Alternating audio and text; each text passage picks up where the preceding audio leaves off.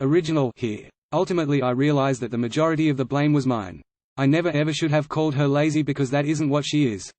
I lashed out and I shouldn't have. She stayed at her mother's for a few days, and we eventually met up to talk. I told her how it just got too much for me, but it was no excuse for lashing out and I apologized. She apologized also, not that she needed to, and we talked for a long while about how we can make our relationship work. I expressed my concerns over her therapist, who is very against anything other than talking therapy. She agreed that he didn't seem to really have her best interests at heart and she is currently looking for someone new. For now, I suggested she stops looking for work. She got a lot of rejections and I could see it was upsetting her more. I just felt we should take a step back from that and I want her to focus a little more on herself. She was unsure as she felt bad that I would be working for both of us. But I assured her it is fine. I make enough to support us both quite comfortably. I also suggested maybe she could volunteer at some point just to get her out and get some more stuff on her resume. I'm no therapist, so these were just suggestions. But it has seemed to have taken some of the pressure off her, which is all I wanted. We agreed that being in the apartment all day alone and in bed is not good for her. So, we came up with a plan that she do an exercise video 3 times a week. It's only a 10-minute one, just so she is doing something. She has found she likes doing them, they make her feel a bit better after, and has started something called yin yoga now too. To help me, she has 1 chore a day to do. I don't care what it is. It could be dishes or it could just be putting the laundry in the hamper. This rule has at least gotten her out of bed for part of the day, and she's found that once she starts she sometimes ends up doing more than one thing. I make sure to show my appreciation for whatever she has done, no matter how small it was. We have set out that every Sunday we will have a deep cleaning day where we get everything done for the week. This has been surprisingly successful. We make it fun and just mess around while still getting things done. It makes the week a lot more manageable when we only have light chores to keep on top of. She is trying more, and I am also working on being more supportive about her depression. I'm researching it more, and learning ways I can help her because it is a part of her. We are both putting more effort in and communicating a lot better. I hope we keep making progress because I do love her very much and want us to work.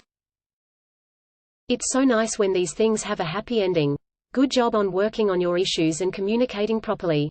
And LT, 3. Great to hear. Depression-induced inability to get out of bed is a vicious circle, and having you there to help her both be accountable but also as her support is super important. It's good to see that you've been able to change your behavior, which in turn will help her as well. If she's enjoying doing online fitness and yin yoga, I highly recommend the YouTube channel Yoga with Adrian. She does a lot of slow yin style lessons, in addition to specific ones for people with depression and anxiety that are great. I'm glad that you've found this balance. I do think you are being hard on yourself as well. Are you familiar with the concept of caregiver fatigue? It sounds like you unknowingly assigned yourself as her caregiver, which is incredibly taxing. Especially when it just sort of happened as opposed to knowingly taking on the job. Living with someone with mental health issues has its own set of challenges. You should seriously look into getting your own therapist to help you handle that responsibility and manage your own well-being. Hey op, smiley face. Depressed girl here. My therapist gave me an amazing tool that could be of use to your girlfriend, the procrastination book. It's just a simple agenda with her favorite color on the cover, so it's pleasing for her to look at, which displays days week by week, so to directly have a look at her entire week. She can put any task she wants in there. For example, I myself did put that I had to paint my nails on Tuesday at 5 and to make pancakes on Thursday for my supper. Nothing too hard, little things I usually enjoy doing. There only one rule: once a task is written in the book, it must be done, so she has to write with an ink pen smiley face. She can also leave all days blank if that's what she wants.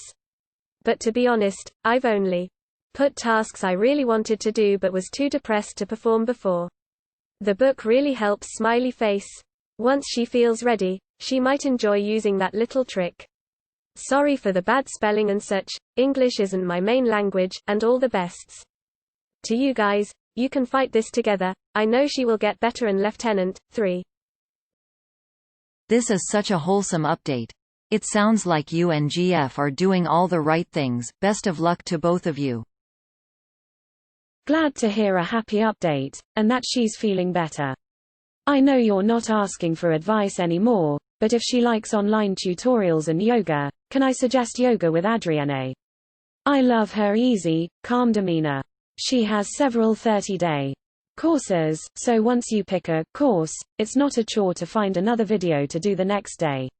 And she doesn't have to do yoga every single day. I would do it with my friend, and we used to take off the weekends anyways.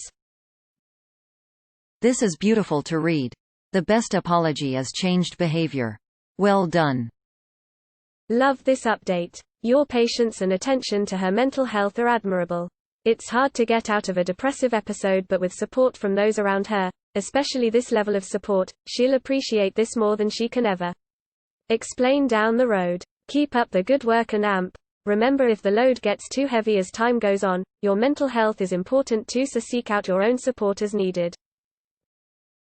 I struggle with major depression, and it often affects me to the point where it's hard to get out of bed, even to take a piss. I'm so glad you're both making the effort to learn how to support each other and thrive despite the soul-sucking monster depression can be. Hey, I like you. As someone with depression, it is so hard to communicate that with a so who doesn't. You are the real MVP. I hope you guys stay together forever because you sound like the kind of person willing to put in the work. High five. You rock, etc., etc.